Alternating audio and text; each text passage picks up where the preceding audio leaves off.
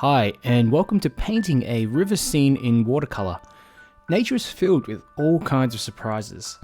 While the structure, there's also complexity and variation in rocks, trees, leaves, and branches. Where water is involved, it can often be tricky to paint. It can shift in tone and color depending on the surroundings. In this class, we'll be learning how to paint all of the above elements side by side. Learning how to combine elements of a scene together by creating soft or hard edges is crucial. It creates continuity and connectedness. This is an important feature in nature where interactions create a sense of harmony. But how do we make those connections by using a brush and paint? Understanding how to plan and compose your painting from a sketch is crucial in the beginning.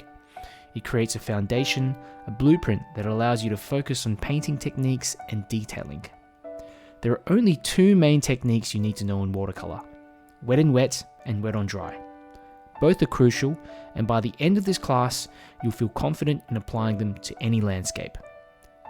So join me in this class. I'm excited to get started with you and to show you all the best kept secrets on painting an amazing river scene.